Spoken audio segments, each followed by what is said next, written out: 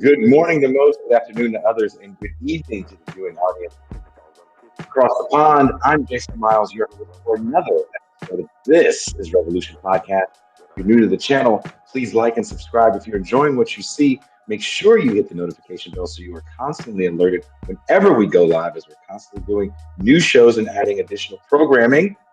All of us here at TIR would like to send a big thank you to all the subscribers on all platforms. YouTube, Twitch, and all the audio-only platforms as well. Without you, we couldn't do this. If you enjoy what we do here and find some value in this type of programming, and would like to have access to champagne rooms past and present, be there in the live virtual audience for the Pascal Robert hosted Mal. And of course, also join us for our very fun movie nights. There's only one way. That's to become a patron. For as little as $2 a month or $30 for the year. It can all be yours. Also, if you are an audio-only listener, we have opened up the access to the champagne rooms, the current champagne rooms, on Apple. They offer a subscription service now. So if you are listening on Apple and would like to have access to the champagne room, and you don't want to deal with another subscription service button, and you too can have access to the champagne rooms. Now that we got that out of the way, we definitely have a fun and action-packed show today to afternoon. First and foremost, let me bring in my co-host, my homie, my dog. He is the man of the Mau Mau Hour. He is the Pascal Robert. I forgot we don't have the soundboard. Peace and greetings to the chat. Peace and greetings to the audience. Peace and greetings, Jason Miles. What's up? What's up? I did you get the message I sent you earlier today with all those jams from the 80s on Instagram? Instagram? I have Yes, not checked my inbox. Oh. I'm looking forward to seeing it. Is it R&B? Oh, yes. You know, it's really interesting that you say that to me. I was telling Toussaint in the green room that I've been on a 70s soul and disco and R&B kind of binge lately. I was watching, I wanted to send it to you. I gotta find the rest of this documentary. BBC has a great documentary on the origins of the Philadelphia sound, Gamble and Huff, you know, which is the OJs, which is of course Harold Melville and the Blue Notes. Pendergrass. Yeah, exactly. Some of the really also very influential in the development of disco. And I was like, man, I got to get the rest of this documentary to send it to Jason. I love the Philadelphia sound. It's one of my favorite forms of 70s R&B, soul, and disco music. And it's a very ironic that you're just sending me this 80s compilation. Oh, there's definitely some Philly people in it. Yeah. It was a fun thing. And, you know, our guest today, that's where he's from. He's from the Philadelphia area. Oh, I didn't know that Bertrand was from the Philly area. Ask him to say water. Okay, yeah. John's over here. Where is John's at? But you know what? What's interesting too, man? A lot of people forget that hip hop was really just another urban music form in the 80s. Like there was still a lot of very good soul and R&B as well that was going around. Oh yeah. That's why that generation, like my parents' generation was like slightly older than you, didn't automatically just jump onto hip hop, even though they were really young when that was coming out, because there was such good funk, R&B, and soul music that probably would have just been in the category of black music, and just hip hop was just such a foreign sound at first to them. When you're kind of in the heyday, if you really think about it, of those genres of music. I mean, think about the records that came out from just Parliament Funkadelic. I would make the argument. I would Rick James. I would love to hear your retort. I think the 70s was probably the best decade of black music in American history. If you think about the diversity of sound, you know what I mean? Yeah. It's a moment and this is just my opinion. It's a moment where that diversity of sound leads black music into some really interesting corridors in the early and mid 80s with bands like Fishbone and even Bad Brains, because so many black kids are growing up on these outrageous sounds and group again, Parliament, Rick James. That stuff is really out there. And to mix it with maybe the more contemporary arty sounds of these kids that are coming out of major metropolitan areas, it's a pretty badass time. Don't forget Prince. Prince comes out of the 70s. Oh, Prince is coming out of the late 70s as well with Love Sexy. But that's what I'm saying. There's so much really good, groundbreaking music that I don't think a lot of people would think of as quote unquote black music, because guitars are heavily distorted. Even the OJs are playing like the Isley Brothers rather, these super heavily distorted guitars with leads. So you could hear Kiss and Earth, Wind and Fire on the same radio station at a certain time in the 70s, especially if you came up in New York. So that moment in general for me is a time that also leads into hip hop and groups like the Native Tongues we talk about all the time, feeling so free to sample different kinds of music that didn't sit within quote unquote black music. They sample a lot of jazz, a lot of funk, rock and roll. Oh yeah. That's just my opinion. I mean, maybe we should do a show where we take a deep dive on all that stuff and ask the question. I have a guy. This is the 70s. We lost our last guy. Rest in peace. Greg Tate. Greg Tate, yeah. I got a guy who knows Greg Tate. I got a guy. I got a guy. We can get him on the show. Well, let's bring in our girl. You know her as the faceless voice of reason. M2 Socks. Hello. I'm Toussaint. How are you? Toussaint. How are you, Haitian lady? I found Pascal sent me this video to remind me of how ADOS I am, of all these island people, the black island people in show business. Let me tell you something. There were some shockers in there for me. So, to give you context, Toussaint, there was this video on Instagram produced by, I believe it was a Jamaican woman, exposing all of these black people in America who normally people would think are just black, who are actually Caribbean. Mm-hmm. And I mean, some of them I recognize, but a lot of them I was like, whoa, she's from Trinidad? Oh, they're from Bahamas? Oh, they're from Barbados? I did not know that Grandmaster Flash was originally from Barbados. I was like, wow. I did not know that. I was like, yo, mad Caribbeans in the entertainment industry.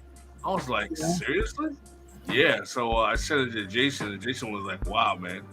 There's so many people that I didn't know. Most of them from the East Coast, I have to say that too. Bertrand Cooper says, y'all are our Jews. I said,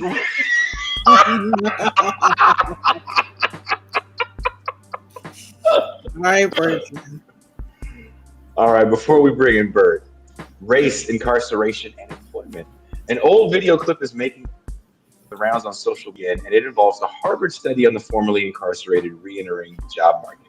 The conclusion of the study is that black men, even without a criminal offense, are hired at the same rate as formerly incarcerated white men. Does this study even bring to ask the proper questions around formerly incarcerated individuals attempting to re-enter society at working age? Let's just play the video clip. MT, do you have it ready? Yep. Then let's play the clip.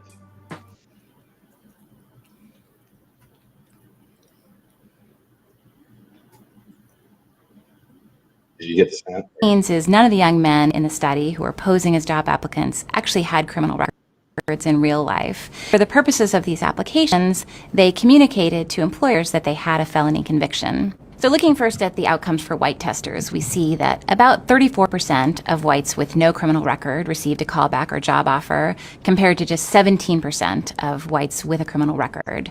So we see that a criminal record reduces employment opportunities by about 50%.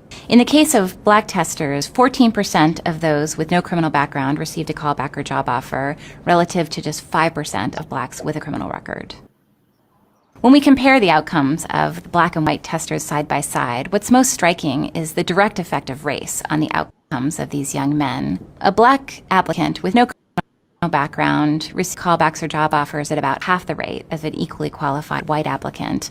But the most surprising finding was really related to blacks with no criminal background relative to whites with a felony conviction. We find that a white applicant with a felony conviction fared just as well, if not better, relative to a black applicant with a clean record. This suggests that being black in America today is essentially like having a felony conviction in terms of one's chances of finding employment. I hired a pair of young white men and a pair of young black men, and for each pair, I ran. I think it started over. It did. Okay.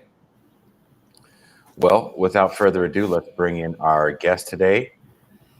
He is a journalist in The Atlantic, the New York Times. I don't know where else he's been published. Current Affairs when he was just starting out. Now he's big time in us. Please welcome Bertrand Cooper. Yo, big Bertrand. Bertrand, I did not know you were from the Philly area with your Johns, man, or all those Johnson. Yo, I know what Jason wants me to say. He wants me to say water, but I can say water. All right. You got to force it out. If you got to force it out, it's not natural. Pass that John. That John was good. Bagel, all that shit. Bagel. Bagel. Bagel, the Philly way for saying bagel? Bagel. Bagel is just weird. Bagel. You guys have never been to Philly? Of course I've been to You guys got to to I go used to go to Philly every summer when I was in college for the Philly. Apparently you never had a bagel. On some light-skinned stories, so my dad's side of the family is all light-skinned, mixed people, all that shit, and most of them are uppity. Like, I'm from the branch that they don't fuck with because my dad went to prison. But the story they like to tell is how they were the first black family in Germantown, which is like a little offshoot of Philly. Mm-hmm. I know Germantown. Don't know if it's true, but they were very proud of that. Really? Just making shit up. It sounds like some Philly niggas just making shit up. So you come from downwardly mobile petite bourgeois Philly Negroes. Those are my people, you know? Jesus. Pascal just being mean as fuck. That's what they were. I support it. Look, Bert, now when I first saw this video, I sent it to you, Pascal, Teray, and Cedric, and me and you have been going back about this, not arguing, but just talking about this video and this study for the better part of a week, I think. Yeah. Since I saw it and sent it to you. What did you take away from this study? Because you actually didn't know, and the video, in my opinion, doesn't really represent what the study was really trying to talk about. What did you take away from the study as a whole? So, this was an interesting study to get to read because it's a famous one. Even if people didn't finish that whole clip, like everybody at some point has heard that summation. And a lot of times they hear a stripped down version where it's just, a black person with no criminal record has a lower chance of getting hired than a white person with a criminal record. When you go into the study, which was like Bruce Western, David Pager, and one other person, and like this was a really famous study. It gets really specific. It gets so specific that in the conversation you and I have been having, Jason, kind of like wondering how much can you generalize this to everybody else. So it was 250 individuals, black, white. They did all the controls they possibly could do to give these people fake resumes, fake identities. And they had them in the New York City area, and it's only applying for low entry jobs. And it was all men. And, just based on resume alone, could they get a job or not? And the results of that study were, white men, and everybody only had a high school degree. And it's like, okay, so for this group of 250 in New York City applying to low wage jobs, it looks like black men are already at a disadvantage, and then black men with a criminal degree are at this extreme disadvantage. And you and I talked about this a little bit yesterday, Jason, but it's like there's some issues where, okay, they're applying blind to a job, which is not really how a lot of people apply to these jobs. So it's kind of like this is a laboratory setting study almost. Mm-hmm. It doesn't really represent the wider world. And then the other thing was, how are people interpreting this? Because I've heard this study referenced a lot. And a lot of times people don't bring in the gender element. And we could get into this, but I looked up some other studies coming after this. And it turns out that even in 2014, no one had really done this same study, which became considered seminal, but looking at women with criminal records and comparing them. Like, that just was not a thing that people were really studying until like mid 2000s. And it wasn't until like 2017 that Bruce Western does a study more in line with what you like, Jason, where he was actually following people and seeing how Exactly. network options. Yeah. For me personally, the thing I didn't like about the study was the fact that that's generally not how people go get jobs when you come out of prison. First and foremost, it's the way they did the study is they're blind applying for jobs. White people and black people and a portion are supposed to have criminal records, right? That are all fake. And their criminal records, they have a script that they read, and they are for drug. To me, the study goes well in line with Michelle Alexander's new Jim Crow theory that people are being locked up over low-level drug offense and their lives ruined for it. When in reality, more people are being locked up for violent crime, not just, petty drug offenses. And it doesn't really talk about banning the box, which is the box that says, yes, I have a criminal conviction on employment applications altogether. There's definitely different acts and tax initiatives that employers can get for hiring formerly incarcerated people. And it also doesn't really give you any kinds of solutions. One of the things that it was saying was people that have better engagement in these interviews do better. But overall, the end is Black people are forever going to be doomed by racism in this country applying for a job.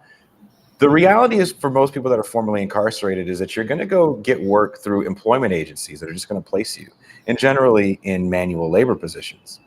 When I first interviewed Chris Smalls, one of the things we bonded over initially was we both worked in environments that were filled with formerly incarcerated people that all got hired through agencies, right? He worked at an Amazon warehouse, and I worked in the nonprofit sector. I also worked in the Gulf of Mexico, and I will say with confidence that 90% of the people that I worked with that weren't Filipinos that were being imported from the Philippines, and I say that seriously, it was a disgusting thing that we'll probably get into a little bit later, all had criminal offenses. Extremely racist environments, sometimes with people that are in the Klan, but it just is what it is in some of these environments, right? You're hiring these people generally because they're not a workforce that really pushes back too much, and they'll take way less money.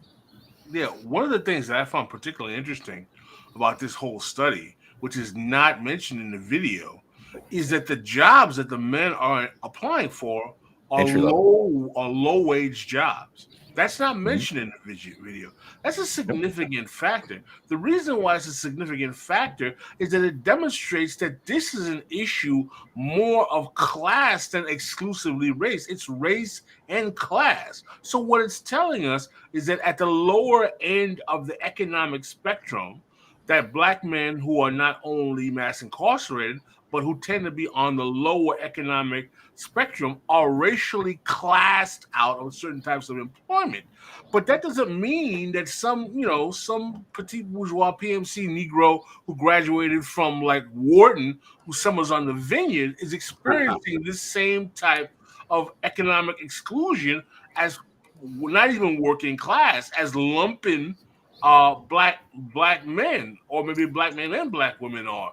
And that's something what's offensive to me about that is like the conclusion that is made is that the overbearing burden of race is just precluding Black people. It's precluding poor Black people. Oh, gosh, yes. It's not dealing with, again, the Black PMC. Not to say that the Black PMC doesn't have its own barriers to employment that are racialized.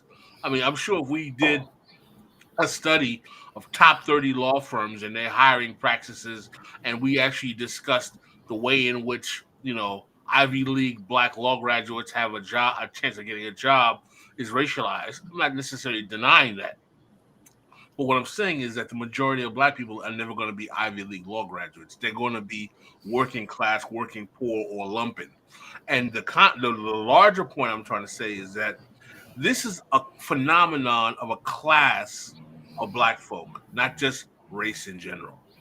Going off Pascal's point, like one of the things about these studies that always troubles me is that the way they wrap it up, they eventually take it from this was a super specific look at men, low wage job market in New York City. I emphasize the New York City part just because that is such a particular culture where people are going to have such a very strong view of what a drug offense on your record means.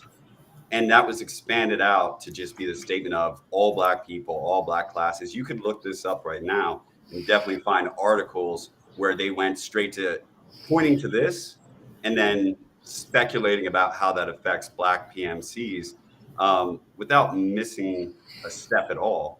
And we have more data since then when they actually started looking at things, looking at gender, for example, even in 2014.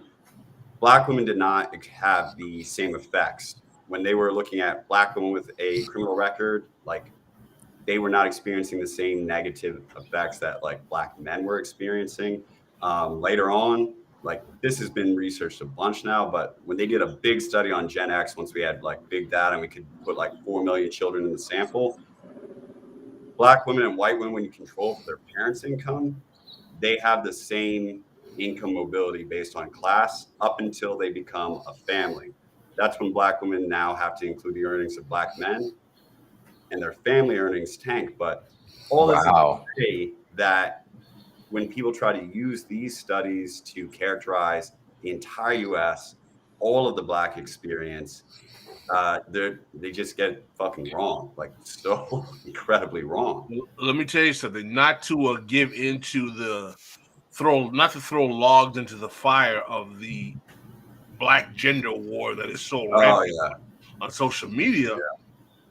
The conclusion that we can draw from the assessment you're making, Bertrand, is that the racialized harm in America is gendered against black men. Is that a fair statement?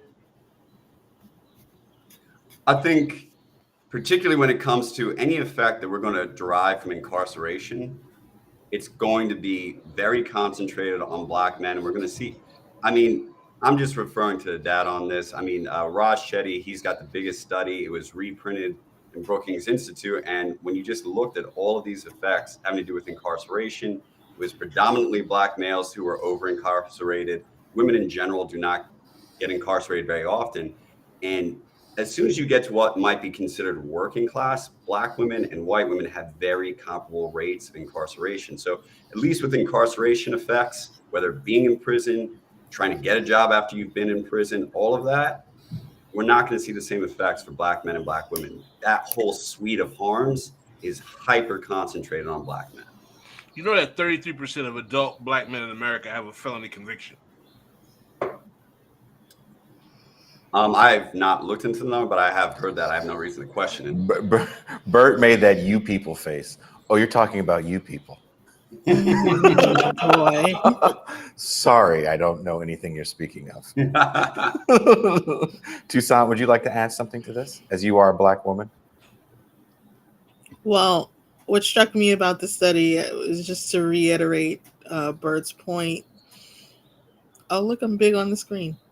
To reiterate Bert's point, I think it's extremely odd that this study took place in New York City. As a resident, born and raised here, I was always taught you never look around New York City and think you know what's going on in the rest of the country. Interesting. You know, they did 2 studies, right? So the study that would happen before this, did you see where that was too, Bert? Milwaukee. Oh man, Milwaukee. They went to 2 of the most racially polarizing places in the United States of America, probably, and said, let's check race relations. So Milwaukee is infamous for having some of the worst racialized mass incarceration numbers in the country. So this gets into like a little inside baseball, which you all might know about, like just how studies work. but Milwaukee is close to University of Madison, Wisconsin, which along with the University of Chicago is one of the main places that study these effects. So a lot of studies end up being about Milwaukee just because of its proximity to the campus. You're just trying to help them out. Yeah, you're trying to be like just nice to them. It's just a fact. Like they just grab this study. This study would have looked very different had it been done in Chicago. I mean, I think it would have been rough still, but well, you know, Chicago has a very balkanized racial history as well, though. You know, it's and one thing I noticed about Chicago, man, is that like I want to ask you guys a question. What does it mean? What difference do you feel when you're in a city like New York that has Black ethnic diversity compared to Chicago, where everyone is Black and their ancestors are either from Mississippi or Arkansas? How does that affect the politics, the culture, if you will, from any of your experiences? I've been in Chicago and I grew up in New York. Jason, do you have any opinions? Wait, say the question again. I'm sorry. I said, when you go to New York City, one thing you'll notice very quickly is that even for Black people, like large numbers of Black people in New York, their ancestors are from somewhere else, usually the Caribbean. It's very common. That's also very common in Boston. It's common in a lot of places in the Northeast. When you go to Chicago, for most of the Black people in Chicago, their ancestors are either from Mississippi or Arkansas, the South. The question I'm asking you is that how do you think, in your opinion or experience, that affects political outlook, worldview, maybe the culture, or attitudes on some of these questions and outcomes in terms of race, poverty, class, and things of that nature, if at all? I don't know if I feel comfortable speaking on that because I'd be speaking in generalities of what I'm used to in California, which is kind of a bubble in and of itself. But one thing I've noticed with my Black island comrades like yourselves, and just kind of those cultures, even in places like Jamaica, even in the UK, education, there's such a premium taken on education in these places. And a lot of places, these kids are actually doing quite well academically. That come from these families. It's whole different backgrounds. The way you see the world is different. The way you see opportunity is different. Like living here in Mexico, one thing that I can say that I finally kind of understand about why people would even attempt to want to go across that border is you can just do something here. You have an idea, you just do it, right? If you're working as a cook somewhere and you think that you know how to make really good carnitas, you just stand with a folding table and you do it until you can get a brick and mortar location. The barriers to licensing is very small here. We don't have the same bureaucracy that we have in this country that causes licenses to even have a food cart in a place like New York to be so high. So there's a different attitude of if you can dream it, you can do it, which we think is very American, but here it's super, super duper common. And I think that changes when you have families that come from the Jim Crow South that escaped, pretty much refugees, if you will, of the Jim Crow South. And depending on if your family was able to be like upwardly mobile and actually have jobs in factories during the Second World War. I mean, there's a lot of factors in it that I can't say if there's a blanket outlook, but I will say one thing, that it's just, I think when you don't come from this country, your outlook on America being a land of opportunity and kind of a bootstrapping almost seems to be way different. I mean, Bert, your family's from this country. You're not island people. I'm not island people, but to your point about not want to make generalizations, like I got, being in South Jersey and then Philly, I got an almost not a great view of Caribbean Black people. Like my aunts and uncles and them, they were still carrying this kind of, I don't even know if it was as true as it was on TV, but I'm born in '88, growing up in the '90s, like In Living Color is doing the Hey Mon skit where, Damon Wayans is like part of the Headleys, the hardest working West got Indian. 3 jobs. You got 3 jobs. You got 4 jobs, man. He's calling everybody like lazy boy, and they even have an episode where it's them versus Koreans for who is the most model minority. And so I grew up with this idea that like the Jamaicans, Bahamas, Barbados, like all these people had kind of thought like the black people here had like wasted their opportunities in some way. At least that's how my relatives talked about them, but it's not an area I study. So I just inherited kind of like a weird mix of class and I guess national prejudice.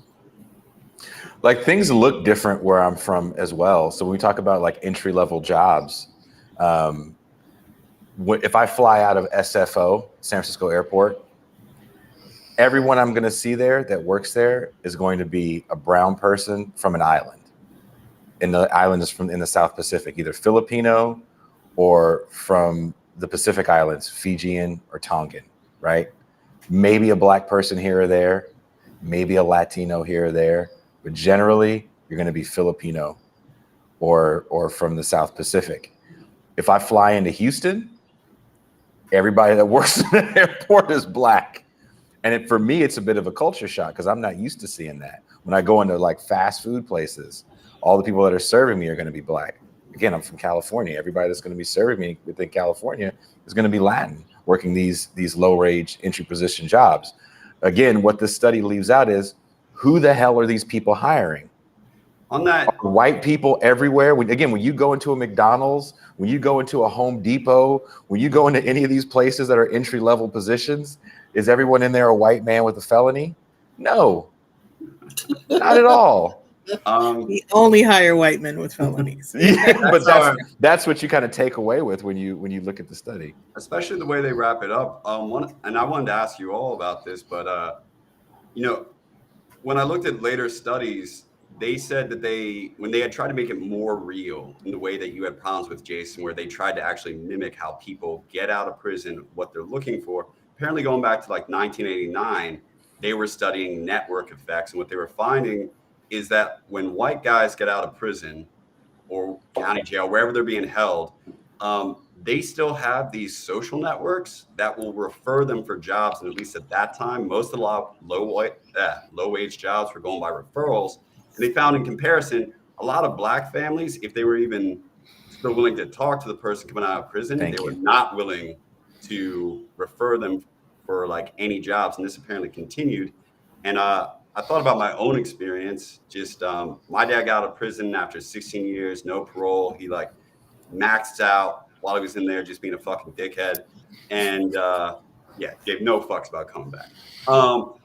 But when he gets out, my half sister's boyfriend is living. He's like, his mom passed away. He paid for our the apartment for a whole year. So my dad got out, got to immediately be in an apartment, didn't have to do a halfway house or be around anyone with a prison record. And from that home base, he was able to go and apply for like a welding job. Just real fucking easy. And he had gotten like his, whatever it is, plumber's seal while he was in prison. And his stuff just takes off from there. And I compare that to other people I've known where it's like, there's no stable housing when you get out of there. Welders make good money. But that's why this study to me kind of existed in fantasy land, because we have to understand that generally, if you've been inside, and if you're inside for a drug possession to the point where you're like an addict and you've pissed off everybody, where you actually have to sit down and no one's paying for you to get rehab or trying to help you or speak for you in court to get in some sort of event, and you actually have to sit down for 18 months or 2 years or however long you're in there for, that means you've kind of broken a bond that you may need in coming back to the free world. That means you probably sat in there the whole time and nobody was writing you or talking to you. So who is your community when you come back out? That means you have to then go into a halfway house, which may not be a good situation for you. And you don't have that internal network. But again, the ways people find work is not like this study where you're sitting there, you're going through one ads. But let's just say you get out and you do go through one ads. Well, there is no more one ads in a newspaper like there used to be. So now you have to go to the internet. If you don't have a laptop, it's not like you get free and get a laptop. So if you don't have that, then where are you going? You're probably going to the public library then, Well, there's a lot of people that are unhoused and out of work or living precariously and out of work using public library facilities, which are more and more getting shut down or privatized. But those are time limits on those because there's so much in demand. So now you're talking about having an extremely limited access to even looking for a job. And look, we're assuming that you have the skills to even A, complete a resume, B, even fill out a job application. You know, how many people are incarcerated that don't have a high school level or even level ability to read and write? So if you're really applying for a job like that, I think the barriers are so much larger than just race. Race, of course, is going to play a role in some of this stuff, right? But the gendered role, and me and Bert were talking about this, a few days ago about who's actually getting jobs. In the study, they have a few anecdotes. And one of the anecdotes was someone said to a person that admitted that incarcerated, I think it was even a white person, or that, well, what are you going to do if you get in a fight?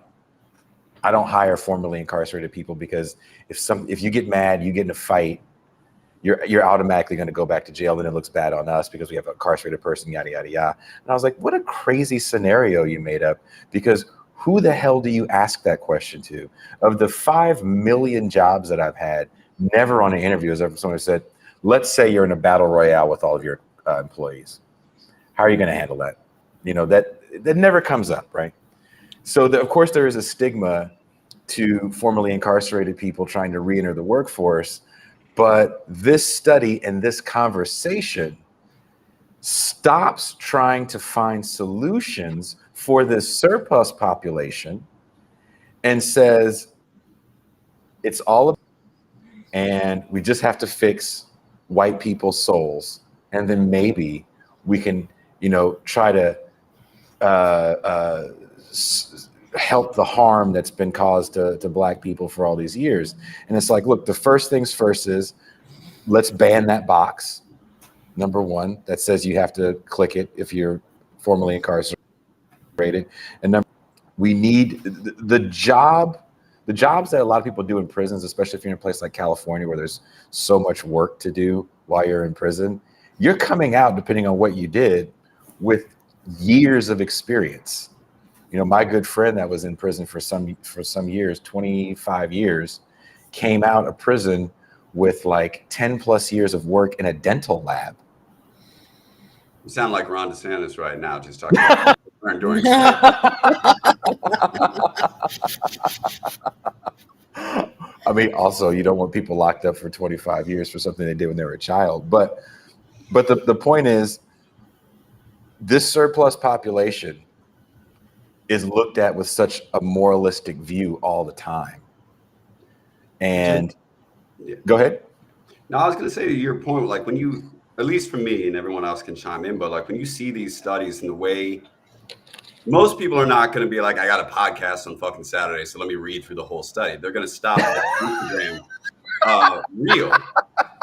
And the way it presents it to you, it does really feel like if we can get into the psychology of white people and just make them less racist, all of these things fix themselves based off that. And it's not a great solution because when you actually go through each step in the process, like I think of, the story I just told to my dad about my dad. On the white side of my family, it was just as much distress, but then randomly, like when my aunt and uncle are in like their 40s, one of their relatives marries after her first husband like dies of an overdose. The next guy she's with owns a few pet stores, and he gives one to my aunt and uncle in their 40s. It turns out they're fucking good. He doesn't give one, he makes them like the manager. It turns out they're good at running pet stores, and it turns their whole life around. And what this study is showing, or what the studies actually get into the networks and stuff show, is like, because of these different types of access, we have different outcomes. But it's not, if this side had been less racist, it's going to change everything for the Black people. They're not even intersecting in the example that I'm giving. So you have things like remove the box, like you said, Jason, but there's also, every time I've seen someone try to fix these biases of prejudice, they have to do something really elaborate. Like when the orchestra makes people play behind a veil so they can't tell the gender of the musician. But I don't know what that looks like at a mass scale. Like, are you going to tell people, hey, no long, you cannot do personal referrals anymore? That can't be a part of jobs anymore because we have unequal social networks due to racist and classist histories. So instead of referrals, you have to do a blind process. Every job owner needs to have a computer system that randomizes people. I'm not saying you couldn't do that, but we don't even get to the point of how elaborate some of these solutions would need to be to tackle some of these historic racism, classism intersections, if that makes sense. Toussaint, you seem like you want to say something. Word. That's not true. I hear you got something to say. I feel like this study just kind of leads you to assume that all the hiring managers are white. Thank you. That was the first thing I thought. The first thing I thought when I saw this was this just assumes that every hiring manager is, John Ritter in Bad Santa. and I refuse to believe hiring managers like that. Someone in the chat even said that he worked somewhere where the hiring manager wouldn't hire black people, and that person themselves was black. Go ahead, Pascal. The thing is that the statement that makes is, again, what's the role of class in this analysis?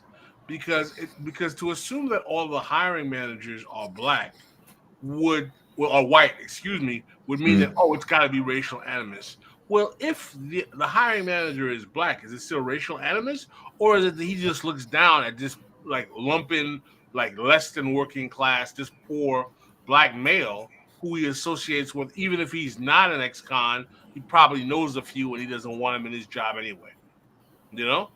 Because what happens is that because we don't look at the class intricacies that exist even among black people, because America doesn't want to deal with class, it's easy to just assume that all of these forms of exploitation are just racial. Because it's easy when you mask everything behind a race, it does not allow you to challenge the way capitalism creates these hierarchies in the first place. Because you can then say things like, well, it's part of the original sin of America. Well, it's baked into the crust of the apple pie of America. It's a very delicious apple pie of racism. The original sin of America, unless America is Catholic, there's no priest you can get contrition from. And the Protestants basically say you got to wait for God to give you forgiveness. So, if you say it's the original sin of America, what you're really saying is that there's no way to cure this. One of the commenters just said, what is the alternative? It's like people either go with it's racism apple pie, or if we do see black hiring managers not hiring black people, the answer is still racism because it's anti-blackness, it's internalized racism. Yes. It could not be that this black person thinks they have either escaped lower class or they were born into that class and they don't like this other black person for class reasons. Someone said if they're black, it's internalized racism. Really?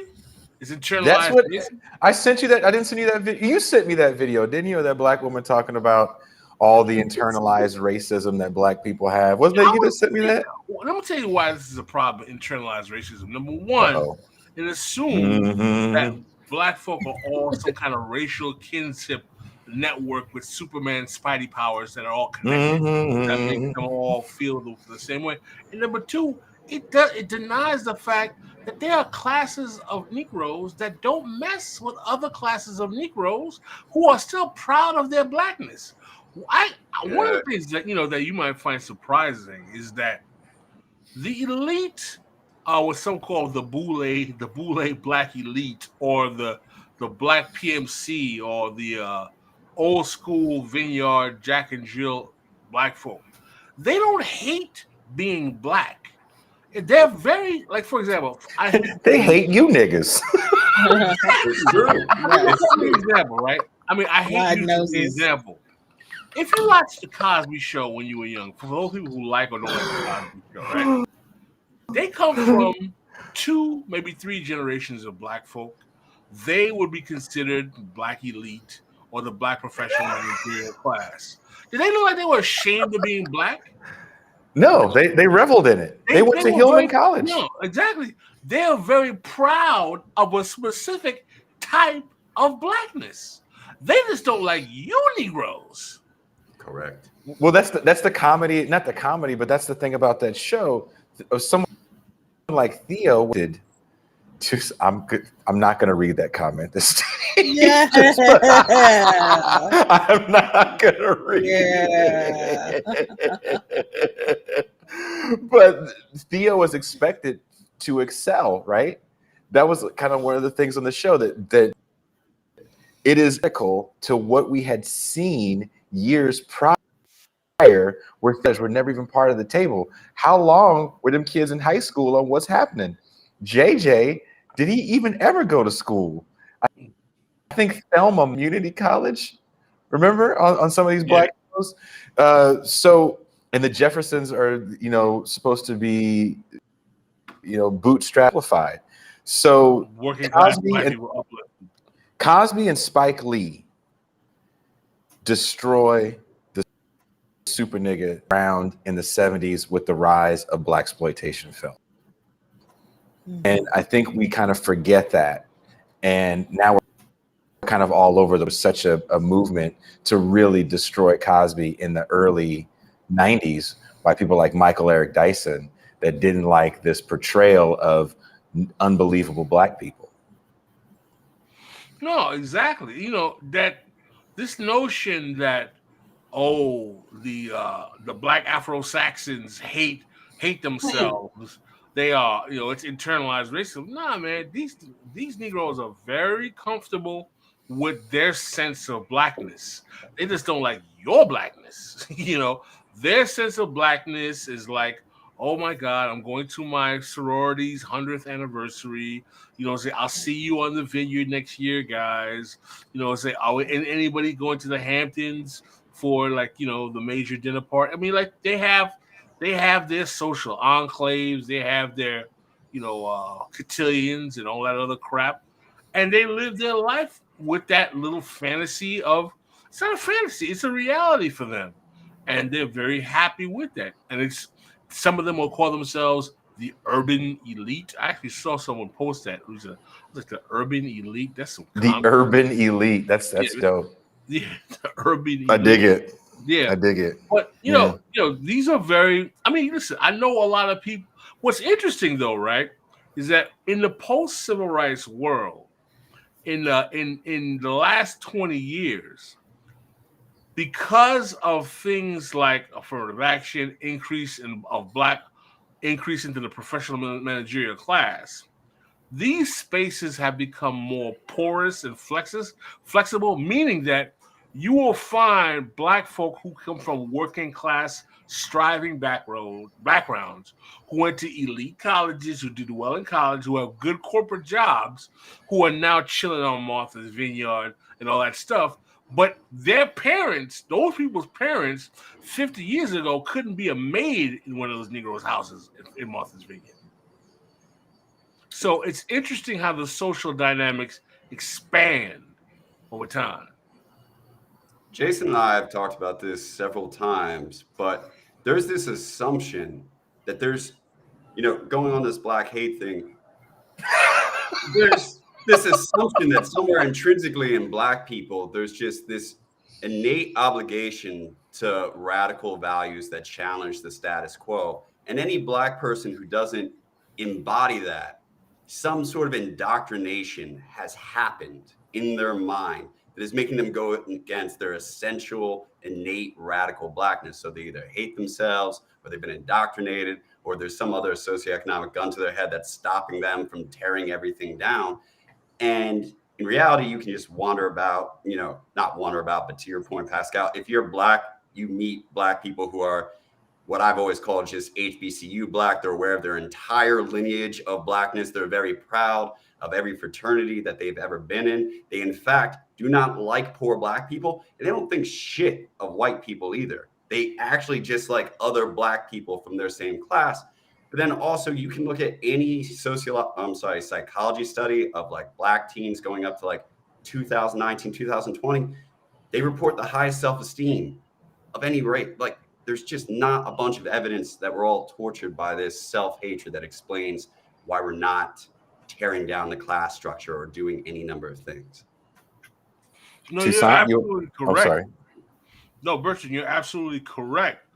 To the extent, I mean, it's really, I mean, you know, people should read E. Franklin Fraser's The Black Bourgeoisie. But, you know, one of the things that I have a problem with is that there are people who try to I think there's a correct way to dissect the problem with the Black professional managerial class.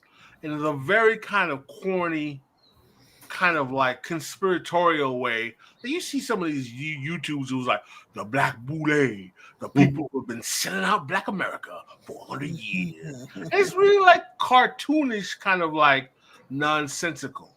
I mean, like there's a I think the effective way to challenge this class of Black people is by what their function is. And what their function is to create a leadership class that caters to the needs of the American power elite to the detriment of the Black poor for patronage, fatback and biscuits, if you will. That basically they are, you know, they are the comprador. Some people don't like using comprador because it connotates an analogy with like a colonial metaphor, but they are the collaborator with doing it. It's not. I'm not saying it's intentional. I'm not saying they're sitting there in their graduate chapter meeting saying, how are we going to screw these poor Negroes? Hey, it's actually what's more twisted. What's more twisted is that they pride themselves on what they believe is we are uplifting the race. We do our community service. You know, I shit you not. There are organizations that I know of, some I've been affiliated with, who believe that their expression of uplifting the race or serving the Black community is literally because they wear suits and ties to the first day of school to urban Black kids when they're going to school. Like they think that that's changing the lives of Black youth, that they can see Black men in suits and ties outside of their public school, literally for the first day of school. One of the commenters was just saying how like they've heard before. I've heard it too, that just existing as a Black person is a radical act. And I know exactly like people are like, we put a suit and tie on, or just being a Black man reading a book in a park is an act of rebellion. And whoever says that shit, dude, you should slap the shit out of that person. Be like, that's an act of rebellion too. Just woke him up. Pascal, what would you say to somebody that told you that being Black in Florida was an act of rebellion? You've been like, around all these niggas? Luther Campbell walks by. You're like, around all these niggas? What's so rebellious about that? No, I mean, Bertrand, you're really hitting the high notes in terms of like how twisted it is. First of all, I would argue that the person who did the best at talking about this assumption that Black people are all radical, the best retort I heard from that was from Harold Cruz, who said the problem with the white left is they think that Black people are all storming the barricade, ready for revolution. Which is true. Yeah. And it's a problem because there's this fetish notion that Black folk all got machetes in hand, ready for the Mau Mau. I was like, that's not the case. There's a picture I had. I think I put it on Instagram of Richard Nixon's Black cabinet members. And you say that, you think you say, oh, what was it, 3 people? No, there's like 100 niggas in the room. Wait. I mean, and you got the James Brown promo. That whole song about just get on my way and I'll open the door myself. What I was like, a lot of people know. I was like, you know how popular Richard Nixon was amongst a certain class of Black people? The guy, Nixon implemented Black capitalism. Nixon, Yo, there's a video. If we can find a video, can we cue Richard Nixon on Black Power? Yeah, there's a video of Richard Nixon talking about Black Power. He sounds like Louis Farrakhan. There are elements of Black Power that we fear, we don't like, but there are other elements that we can use that are valuable. We want Black people to have their own banks, their own schools, and they will. I was like, this nigga sounds like Calypso Louis.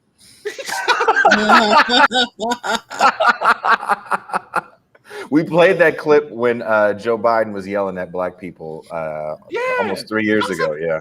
I was like, yo, Nixon sounding like Calypso Louis out here. This is incredible, man. It is funny because I think most people look at Richard Nixon and assume that he was kind of the guy behind the drug war, but he was also the guy behind trying to get people into rehab during that time as well. Listen, Richard Nixon, first of all, let me tell you right now, Richard Nixon devised the most effective strategies to de-radicalize the Black lumpen and working class by using appeals to the Black elite and middle class against them. That was the whole strategy of Black capitalism. It was like, we don't want these Negroes talking about socialism. Let's support Black business and Black capitalism. So that's when you get the first generation of what some of my friends pejoratively call the set-aside Negroes, the minority set-aside contracts. This is where you see a lot of brothers older than our parents' generation. They're not baby boomers. That they might be people who were born in the 30s or late 20s who get construction contracts and business. And it made a lot of Black men, particularly Black men, millionaires, quite frankly, during the set-aside era of the early. These cats made a lot of money off getting Coca-Cola bottling contracts and things like that. And there's a whole generation, Vernon Jordan, the brother who founded Black Enterprise, Earl Graves. There's a whole generation of these Negroes who come out of Nixon's era who caked off. I mean, listen, people they love this guy because he's being recirculated as some kind of like brilliant voice on Black America. Yo, man, Claude Anderson comes out of the Nixon administration. That's a fact. Claude Anderson comes out. This guy was working with reactionary ass Nixon. Hey, Talib Kweli is going to be hella mad at you for saying that. It's true. Just another rapper from an educated family whose dad probably owned a fucking bookstore. You just pissed off all the 90s hip hop right now. Well, the thing that's so sad to me, man, is that you see these things like all of this new reiteration of hip hop infused Black capitalism, invest fast and, earn your leisure. And let me make this clear. I am not telling you that as a Black person, you can't start a business. That's not what I'm trying to say here. Black business can be successful for a certain class of Black people. First of all, the average Black business is started by someone who has at least 3 years of college education. Second of all, the majority of Black businesses have no more than one person as the employee. They're self-employed, one hiring person. These are not mega industries with 5,000 employees. It's a guy who creates an LLC for himself doing taxes for other people. That's most Black businesses. So the problem I have is that they're selling this fantasy of Black capitalism, which the government has been in locks with for years as if it's new, without actually telling the actual true results of what has turned out in Black capitalism. But again, I own two of my own businesses at one time. Did very well. The point I'm saying is that didn't hire no niggas. Yeah, the problem I have is that when you say Black capitalism can be a solution for all America, that's the problem. And this is the problem I have with the Black capitalists, is that it's not like, hey, I want to start a Black business and be able to not have to deal with working for the man. Okay, that's fine. That's your business. Do that. The problem I have is when they try to pitch Black capitalism as a solution for 42 million black people, which is garbage. And it's interesting about the pitch of Black capitalism. On a lot of these Black issues, you expect there to be some sort of divide between what Republicans pitch and what liberals would pitch. But obviously, we're talking about Nixon pitching, Black capitalism, and a lot of Black Republicans who pitch Black capitalism. But liberals, especially, we see it every year, they back the black business solution. They'll just pick more artistic versions. Like they might say, oh, this is the week to buy from black fashion designers. But this position receives almost no criticism. And if you are on, I'll just say center left, you're holding on to this idea that there's something about giving black businesses money or initiatives that give them more tax breaks that somehow connects to the rest of a left platform that's going to uplift all these poor and working class people. And really, it's just funneling money into a few black people who have, according to Pascal, a few years of college experience. And they're not going to hire that many people. And they're beholden to the rest of the economy. So, there's no reason to expect these grand changes just because they have more capital. Well, the thing that's interesting, Bertrand, is that what you're also explaining is that part of the reason why the most consistent policy initiative that we have had in the United States towards black people is support of black business. That's a fact. As a matter of fact, I can give you the title of the book where that's cited in. But from Nixon to today, the one policy that has been bipartisan, that has been pitched as a solution to the woes of the American Negro, is black capitalism or supporting black business. And one of the reasons it's pitched, number one, is that what is the class of the people that are going to the power elite demanding policy? They're black capitalists. And, on a ground level, when people talk about these black businesses, and this circles back to like what we're talking about networks, at least in my experience, a lot of these folks, they're not hiring a black person with a drug conviction either. They're also affordable housing. They're not going to see yes to an affordable housing project near them. What is this comment? Pascal's killing me over here, but more people need to know about Nixon. He is both the architect of the Fox News paradigm and biscuits, and also the fatback distributor for black capitalists. Yay! But out here, like what's his name, Jody Armour, he's got a book called Nigga Theory, and he opens that book just talking about how his kids would sometimes still have friends, black friends coming over from Watts, and his neighbors in Black Baldwin Hills and stuff would say like, could you not bring that type of nigga over here? And the other people living there are the types who are going to be owning these businesses. So on the one hand, if you're black, you're experiencing that they're very classist, that they are not radical in any way, but they get to be in the magazines, they get to do the interviews, they get to say like these initiatives to improve black capital puts the power in our hands and it disrupts the white power structure and all this other bullshit. And when they say nigga, they say it with the hard R. Don't get it twisted. Don't let those little street niggers in my house, John. And these are black folks saying this.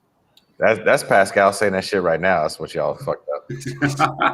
Has two businesses at one point, then hired no other black people but himself. He hired himself 3 times. I actually have black staff. No, that was not me. Pascal's like, look, sir, I would love to hire you, but you got gold teeth and dreadlocks. I just can't do it. Sorry. At this point, I feel like there's a real market for me to just run a temp service, and it's only black men with criminal records. It's all I accept, all I staff. That's all you're getting from me. Oh, your labor rate. Thanks. I had no idea. That's how you get all those fancy beanies. You gonna try to hire him out to chop cotton? I mean, like, what kind of job? Chop cotton. You go work at an Amazon warehouse. You fucking go work at somebody's warehouse. You do a bunch of manual labor. I mean, that's really what it is, and not necessarily construction jobs. I can't pull that shit off in Southern California. I say this. You know why you can't pull it off in Southern California? Because when you look at other labor statistics to see like what ethnicity is the most employed in this country, it's Mexican Americans, and then it's Latin Americans, and I know Asians are pretty high as well as the most employed. The most unemployed per capita, Native Americans. For sure. I'm tell you, those Mexicans, well, they'll take any job they can find. Can you not be racist? No, I'm not saying that pejoratively. I respect all. In South Florida, man, those cats, they work hard, man. I'm not gonna lie. Well, that's part of the thing that the study doesn't really talk about. The study tries to get into like almost the psychology of hiring, and again, kind of making believe that all hiring managers are white, but they never say, well, who the fuck's getting hired? So people that are getting hired, like to earlier, are definitely women, even if you're formerly incarcerated, and definitely, Mexican Americans and Latin Americans, because again, you're dealing with a population that may be undocumented and also getting into a workforce where they don't really feel they have a lot of power, so they don't push back. I just want to throw out there so that this whole episode doesn't get me canceled. I'm not saying black women are getting cool jobs. Those jobs are cool. You're still poor. You're still powerless. You can just afford like a sandwich. That's what. We should also keep reiterating this, as this is, we may not catch all the beginning, that we're talking about entry-level positions. We are not talking about corporate positions like Pascal won't hire black people for. What? We're talking about This is a call out. I'm joking. I'm joking. Pascal definitely hired at least one person to answer his phones with gold teeth. Her name was LaWanda Sharonda. But like in my broke down part of like South Jersey, there were all these office jobs you could apply for, and those office jobs sucked. But I couldn't get those because of, these dudes only wanted to hire like women for front of the house, so I couldn't even apply to this bum ass job. So, and that job wouldn't have made me a bunch of money, but it would have helped a little bit, and it would have been cushier than say like a warehouse job or working overnight at fucking Target or any of this shit. And in a place like where I was in South Jersey, around Mount Holly and Camden and stuff like that, those were really the only options. Was like intermittent back-breaking shit, working in a kitchen like a slave, or a cushy-ish office job that didn't pay too much.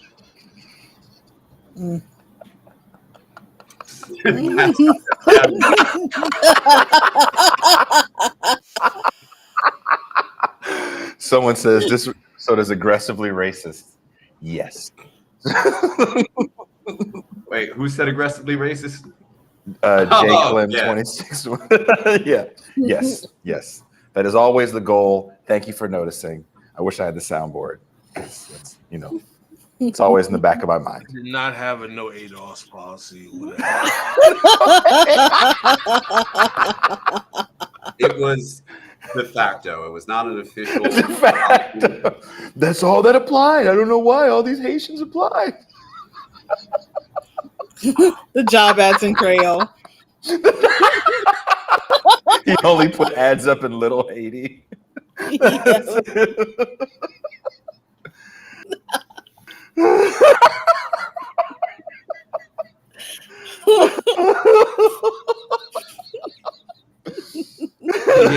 All part-time cell phone store workers, even Pascal.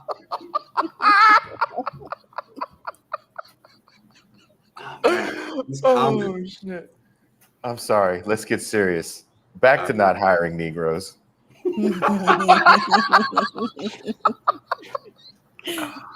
Everyone's got jokes today. Everyone's got jokes. I know that these studies were really big for a while, but I'm wondering, what you and I were looking at, Jason, like that was filmed a while ago. The actual study was from 2009, but I'm wondering, has anyone seen this more recently? Like, there's been more recent studies, and the more recent studies about incarcerated people, in my opinion, are trying to incorporate everybody in that, because there is a lot of Latins filling up prisons. There's definitely ton up prisons. And I think they're seeing kind of the limitations to this study. And the limitation of this study is you're not going to fix unemployed. You're not going to fix people coming out of incarceration trying to get back into the workforce by saying everyone's problem is racism.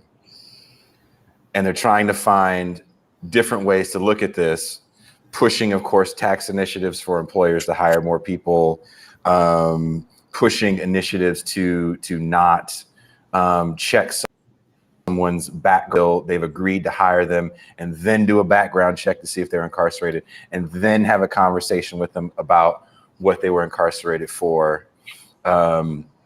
But like you said earlier, anytime you want to try to find overly simple solutions, it gets more complex. It should get more complex on how you're trying to do this. If you're just trying to like oversimplify, we're just going to ban the box. It's like, then you're going to see a gap in employment, right? So you got to say, okay, so go ahead.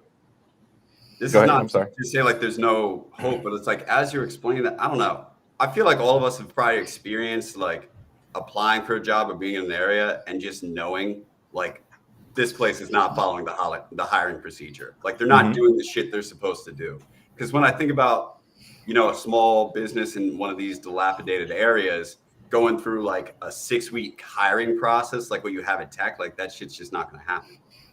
No, you're going to, it's all referral based, right? If you're a small company with less than 50 employees, you're either hiring from your own household if you have family members or children to work for you, or you put the word out and someone goes, I know a guy. And then you go from there. It is extremely hard to get a job in some of these small places where these people were applying for a record, right?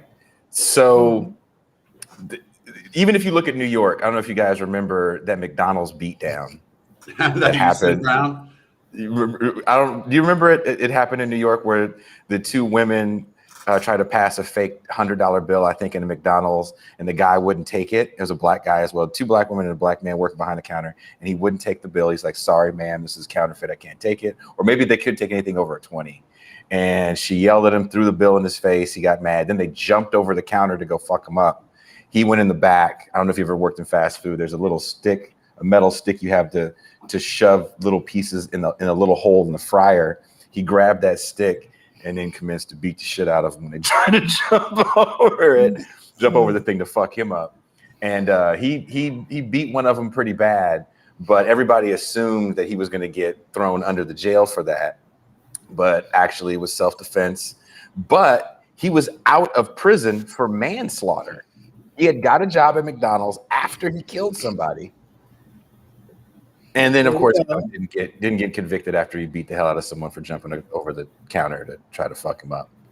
But Andy knows the McDonald's. Was that Andy that did that? Because Andy says he knows the McDonald's. Oh, Andy. Andy was that. Andy was like, that nigga me, mama, that nigga Me.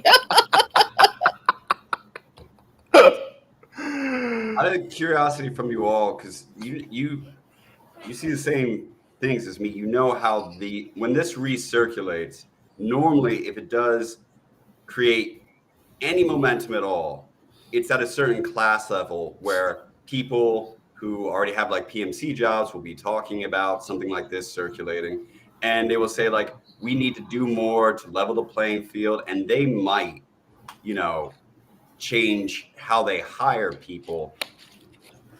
But is there any way really to shift that so it's like, all right, if we're going to try and like do something with hiring, we should maybe address the people in the study as opposed to this just being absorbed to kind of buttress better hiring practices for upper middle black folk? But that's why these studies are so wonderful, because it doesn't really address problems. That's why people fucking love them. You're kind of addressing a problem, but you're not really addressing the problem. Like sometimes go ahead. It feels like it's for an HR consumer market. Like somebody at a tech company in HR is going to read this and be like, and that's why we need to add one more step to the hiring process. Even worse, it sounds like the kind of food that you give to the foundation world to create a nonprofit to actually deal with mass incarceration and employment to get some Ford Foundation cash. Oh my God, the people that work in the consulting world when studies like this come out, they go crazy over this. They're just jizzing all over the place when stuff like this comes out. Because these Jason. major... All right, Jason. TMI. I had a flashback. Flashback. When you dated that foundation guy. Oh God, you read a study again? Can you at least put something down, some plastic or something? Yeah, you know the type of person I'm talking about. Steve says, Jason, this is not the champagne room. Au contraire, Steve, this is the free show. So now we are over the hour. So this is all champagne room talk right now. So thank you for watching the free show. If you enjoy what you see here on TIR and you'd like to support, if you'd like to have access to the champagne room where you can see all the dick and jizz jokes you want. That you demand. And there's only one way. Will be demonetized.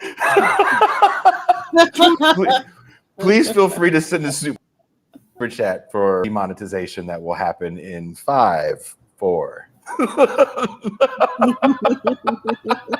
Bad Lefty says, getting jizzy with it. That's what, every time I read one of these studies from now on, that's what's going to pop into my head is Will Smith dancing around as a foundation person going, oh shit, we finna get paid. They're used to sell automated application software. Someone said they had champagne mixed with Hennessy last night. Jesus Christ, that person's an alcoholic. Yeah, Andy William, you need to talk to somebody about that. Champagne and Hennessy? Hennessy? What is that about? Hennessy. If you're drinking Hennessy, you might be an alcoholic.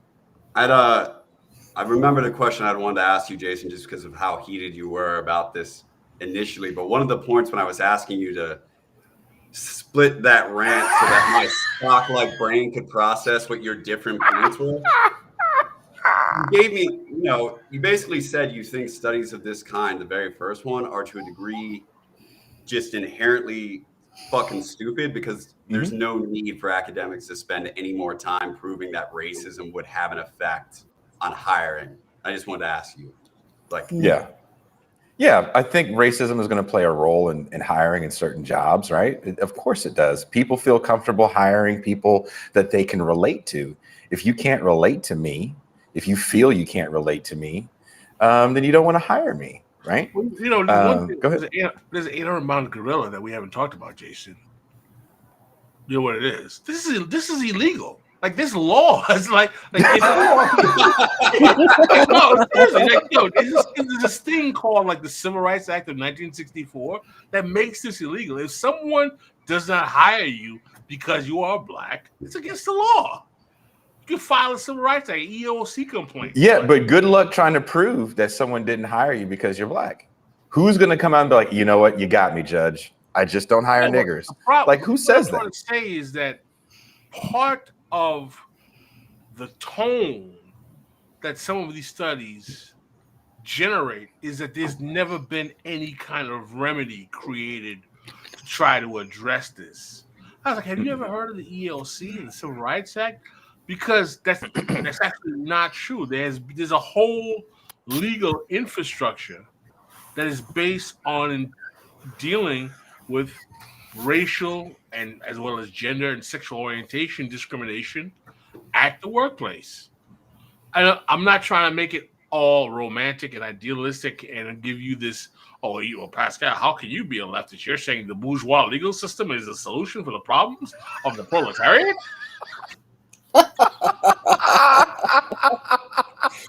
Excellent impersonation of an imaginary person. I love your imaginary complaints. They're so much nicer than the ones we actually get. I just thought it was like an interesting stance because I know even right now, there are going to be more studies constructed this year, next year, the following year, where the end result is just, and it turns out racism affects this too. And the idea that you would say, which I support, in many ways, but just you saying like, yeah, don't do any of those fucking studies. You don't need to articulate it anymore. Just start from whatever that as a ground assumption is. Well, especially if your study doesn't give you any solutions, because that study really doesn't leave you with any solutions other than, people should try to talk to people at interviews. It's like, okay, hopefully they'll get an interview. Okay. And then what? Rapport even in the important. study, even the people that had good communication in interviews, per their study, less than 50%, even the white applicants got hired. So we're talking about a large segment of a population of even non-incarcerated people are not getting hired. There's another study that UMass did that talked about how white men are having a harder entry into like entry-level jobs because they're of all incels? minority. Huh? Is that because they're all incels? Because Nice. they're low T, chronically Low T, low T cucks. They're all low T cucks. They check the beta box, and that's just how they're out. Just come to the fuck. You can't check the box. This is what happens when you put 4 black people on the screen. Yeah. I'm just taking myself off because I don't want to be a part of your Negro experiment anymore. You just called all low T. Not all. I thought we learned a lesson from this episode. Just the ones in the study you're referencing. No. Like, let's learn. Let's take steps forward. We did a whole episode about not overgeneralizing, Jason. Come on. Get your head in the fucking game, bro. Who said beta male? Was that Tucson that said beta? Beta. Oh my god. Beta male low T cucks. It's if you beta male low T cucks. According to Jesus Harvard Kennedy Christ. School, your chances of getting a job are this much. Wow, they all eat copious amounts of soy. That's terrible.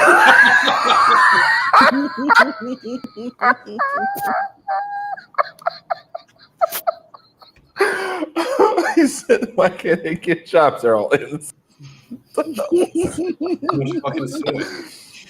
Oh my god. Is that the manosphere answer to that problem? Oh my god, yeah. That and like there's not enough women who are just in their houses. Like you need to put a woman somewhere, trap her in your house, and you'll get a job. Like there's not enough women who are willing to submit to them. That's the problem. The Kevin Samuels hang. The problem is that too many women want to be able to choose their own way for themselves instead of submit. That's the problem. Ask Kevin Samuels, he'll tell you. We can't. I know. And if we can, there's a problem. There's a Ouija board involved. If I'm asking him a question, is Kevin Samuels here with us now? Kind of like, not to be conspiratorial, but isn't it kind of interesting? Like the dude who spent like his whole career talking shit about women, like dies like in the bed with a woman, just mysteriously at the peak of his career, just like. I was like that was feminism's answer. They were like, we've got him. Yo, man. I was like, what word? He's Did in the feminists have position. Did the feminists have a bomb squad? Did they set out? I'd be like, all right, white niggas got to go. The feminist mod squad got him. I hope you guys know you just started a legitimate conspiracy. Like that's gonna have life now. Like that's going on Good. Reddit. You know, maybe our views will go up. Shit. If that's the drama I would have to create, that I'm down with that. I don't give a shit about another show and what they say, but I definitely give a shit about starting a lie that Kevin Samuels got killed by the feminist intelligentsia. Wow, the feminist Illuminati? Feminist Illuminati killed Kevin Samuels. Oh, Because they knew who he was. Too good. His advice was just too good. Toussaint, do you have any comments on Kevin Samuels' advice as a woman? Well, Are you as a glad high this- value woman. I'm sorry, high value woman. A high value woman. As an alpha. I think my value's higher than his. That's what I think. Well, is it because he's dead? That too. Is that why? Because he's taking the That dirt nap? too. That Kevin Samuels. What did he say? There's a clip. I didn't know who Kevin Samuels was until I met Pascal Robert. I wanted. Yeah, I wasn't ahead of the curve. I had been watching him for a while. Taking notes. Pascal's like this. Okay. That's what I do. Anyone who knew, and I was like, y'all gotta watch this clown Kevin Samuels, man. And everyone was like, who the hell is this Kevin Samuels? This cat is off the chain, man. Kevin Samuels has this clip where he's talking about the value of women. And he's like, if you're 25 and you don't have a man, 20% off. He's like, if you're 30, half off. Did he work at like a clothing store? This is you're marked down, bitch. Like that shit. I kept watching it because I couldn't stop laughing at the fact that he was like, if you were like over 35, it was like, I think he said you go to the discount bin. You were just a bargain bin individual. Yo, this dude was just. I mean, I didn't like the cat at all because It's like pretty he fucking was just, horrible.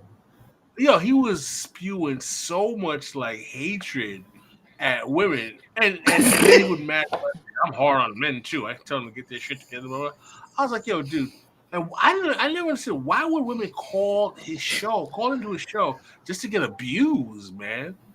I was like, God damn, bro, this cat is. This is not. Yeah. This is the thing. He was not a young dude. Taylor Sanders was like 56 years old, divorced with a baby mama. I was like, how are you giving advice on relationships, my dude? Listening. That's the Jordan Peterson has a whole book about how you got to get your life in order before you fix the world. It's Rush nervous breakdown. So, oh my god! I mean, how is Jordan Peterson? I mean, this cat like eats lobster full time. I mean, what the hell, man? That's just steak. Like a stick. Steak. Steak. Steak. It's not lobster. It's a steak. Steak. Apple cider vinegar almost killed him. Lobster is too hard to digest. It's steak. So I guess Jordan Peterson doesn't have cholesterol. Jordan Peterson shits a 2x4. Woo! Champagne room. Once again, if you want to hear more about Jordan, Kevin Samuels is so the black Jordan Peterson with not funnier. Dr. Sebi. No, Dr. Sebi is like a black super myth. Dr. Sebi and Wakanda to me are kind of the same thing. Like whenever I hear somebody say like, "Dude, Dr. Sebi said," my brain just shuts off and I just nod and smile. And then you buy the Steve says Kevin Samuels, the black man's Jordan Peterson. Fair enough. Fair analogy. Kevin Samuels actually was a big fan of Jordan Peterson. You think? Of course. He used to say it on the show. Yeah, I believe him. Believed. Until the dirt nap. Yes. R.I.P. to that person, Kevin Samuels. Didn't you say he was living with a woman, like have his own apartment? Yeah, I mean, I know someone who went to college with Kevin Samuels. And he was like, Kevin Samuels was living with a white woman. I was like, what? Jason almost took a dirt nap there himself. Is it the white woman from the champagne room video that was dancing in the green jumpsuit? I don't know. Tucson, do we have that video handy? Let me see. Let me see if I can pull it up. Because that video, Pascal has to see this video, and Bert has to see it as well, since half of it is Bert. But there is a white people kind of assigned to be what's called a Karen. And, on this show, I personally don't like the whole like Karen thing because I think gendering that shit is stupid. First of all, my mom loves to complain. You give her a reason to complain and yell at a manager, she will yell at a manager. As I said on the champagne room, I grew up going to McDonald's all the time because my mom didn't cook for the entirety of the Reagan and Bush senior administrations. Damn. And so when how you pull up to the drive-through window and they tell you, okay, it's going to take a while for your order, so can you pull ahead? My mom wouldn't pull ahead. To the eye moving. They got to the point where they knew when the car pulled up, like, oh no, that lady here that ain't moving.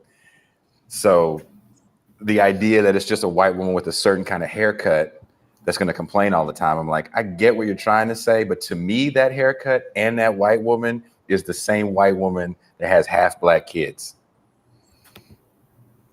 And when you see this video, you'll know exactly what I'm talking about. It don't mean that she don't like niggas. Oh yeah, exactly. If I see that, first thing I assume is, oh, you have a half black kid that looks like Bertrand, but he does really well at football. Oh my gosh. I was thinking that every time I saw a light-skinned dude pop up on the most recent, Hard Knocks with the Jets. Sometimes we're looking up and it's like, yeah. Yes. White mom every time. Wait. Oh, this. Hit the volume, Tucson. She just went to too many house music parties. Look.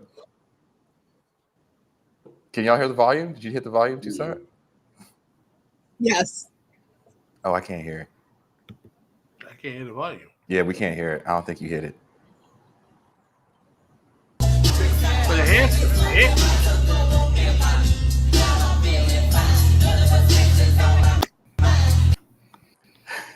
Yeah. The haircut is a giveaway. Okay, but that's the haircut people say is a Karen haircut. Nah, man.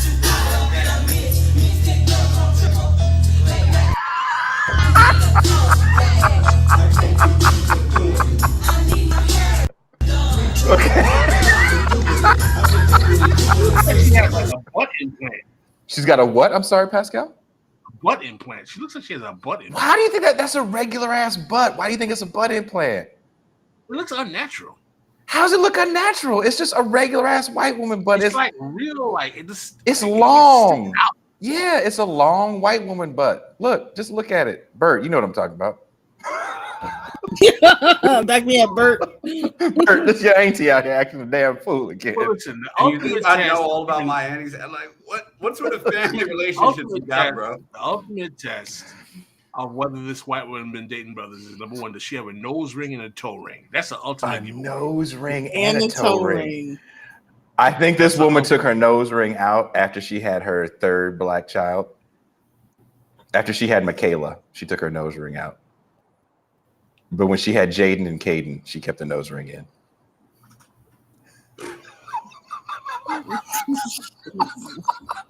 I'm so glad that this episode will always feature my name and say Will. And it's Jason talking about like the shape of middle-aged white women's asses and whether or not it was fake. But yeah, he's only dated black dudes. You can tell. I've only dated black dudes. I haven't. No, she's only. She's only. Okay, I was about to say no. I haven't. I think it's a fair assumption. I mean, a lot. Usually you can tell. There's a certain air about the swirl-ass that you can tell that, you know. The swirl-ass. David Epps says, I don't think it's Karen behavior, Jason. It's just mom has standards. David, I appreciate you. We are going to hang out when I go to Milwaukee. But my mom loves complaining. She loves complaining at me. If she can't complain at me, then the sun just didn't shine in her part of California. She loves complaining, and everything is not her fault. And no, that is. I just watched Collateral, so I'm thinking you're like Jamie Foxx, and you got his mom. It's just like dislikes everything. My mom calls me up. She'll text me complaining that me, baby's mother, my son's mom, who I have not physically I was in the same room with this woman, and we didn't even make eye contact. She wouldn't even look at me. My mom thinks that we conspire against her. She complains as much as she possibly can. Yo, Bertrand, Steve says you won't be writing in the Atlantic again, nigga. Really, Pascal, I fucking worry about that every time Jason invites me to a podcast. I'm like, is this the one? Is this the one? That's why he's got his Negro outfit on. So when he does MSNBC and shit, like a black man's Tim Pool now on the show. Man. That's fucked up. No, you don't, Bert. Don't listen to him. Just say it, man. I'll be on the Atlantic again. Just watch me. We want you to go beyond that. What's beyond the Atlantic? Hollywood. You're the next Bert. You know who Bert is? Bert's the next Don Lemon. Bert is already Hollywood. He only takes DMs from people who are verified. Oh yeah. How do you? Yeah, he did that. A little Hollywood there. Yeah, you, Mr. I'm too good to call. All right, my fans. Oh, did I tell you that Eminem took that whole song from a skit? Stan? Oh my gosh. We're not playing that. You can't play it. They'll pull it. But yeah, the whole song is taken from a skit. The video, everything. Which song is that? Stan. I always say I'm standing something. I'm like, why would you want to say that? He kills someone. Oh, in that song. right. I remember that. Kills his fucking baby's mom in that song. Please don't like me that much. You know that dude is twisted, man. That's a twisted cat. But yeah, that whole thing is from a Mr. Show skit from the second season. Bert, thank you for hanging out with us. Yeah, man. Always a blast, Bert. I hope you can get another job in high level media. So you can come here and we can fuck it up for you. Exactly. I appreciate that. I mean, it would be cool to get that Don Lemon paycheck, but the idea of having to just sit there forever for the next 30 years, getting nothing done. Getting nothing done. You say that until the first check comes. I don't even need like 5 of them. I mean, you're allowed to quit. I could do it for a year and then bounce. You could, but will you? Watch me. Okay. If you're real. Honestly, after doing this show, there's no chance that I get on any of those. I get any of those spots. Like that over. You'll be all right, man. Is that why bigger shows don't fuck with us anymore? They're like, ooh, we don't know about having. You're light skin. You got the complexion for the protection. You know? Oh, that's a good point. Remember, you can straighten your hair and get that alt-right fade, and you'll be fine. See, I don't even have to do all that because it doesn't start curling until over an inch. So I got a free inch of, perfect mixedness. You and Touré. Well, Touré's not mixed, but yeah. Oh man, Touré come from 2 high yellow people. Not even 2 high yellow, 2 light-skinned black people. And look how well he's doing. That could be me. Look how well Dusty said, "This is why Boots Riley doesn't come on." It probably is. He's like, "Oh, I'll talk to Jason if I see him in Oakland, but I cannot go on air with this Negro." If you do see him in person, could you? This is a real question, but could you ask him if he knows that his movie's on the cover of like the Routledge book for like alternative screenwriting? I'm just so fucking curious. Probably knows that. His book is now on the cover of a book for screenwriting that's being taught to like film students right now. Wow. He probably knows that. You think? I feel like he doesn't. Yeah. I feel like they didn't even tell him and he didn't get a dime. He's super humble. I liked his movie. I saw his movie. You see the new show? I'm a Virgo. Not yet. No. It's actually pretty good. The ending was like, whoa. Netflix? No, Amazon. Ooh. No. I canceled my Amazon. Oh wow, look at you. For political reasons? You don't need free shipping? He said the deliveries weren't fast enough. You said the deliveries weren't fast. Mush, nigga.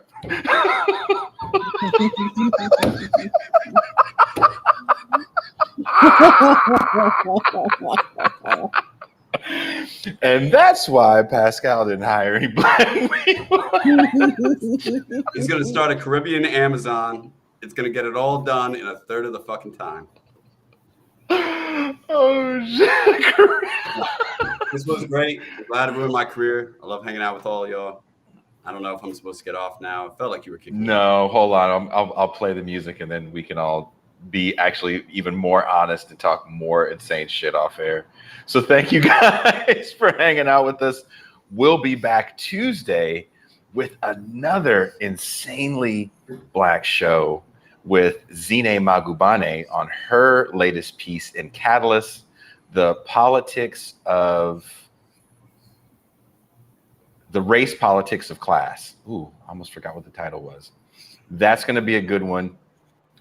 And that champagne room is going to be insane. We may have the phones ready for that one. I may be able to have everything back by then. Cross your fingers, because I definitely want to hear what you guys have to say after these last 2 shows, today and then Tuesday. And then Paul Prescott will be in Thursday to talk about what we failed to do after the March on Washington. I got a clip from that show. So we got a lot going on next week. It's going to be a great week. Thank you guys for this week so much. I'm glad so many people tuned in to the interview with Diane Franklin. I know it was a little bit of a departure from what we usually do on this show, But I'm glad you guys enjoyed it, and I'm going to try to do more fun stuff like that. And on that note, we are out. peace. Out.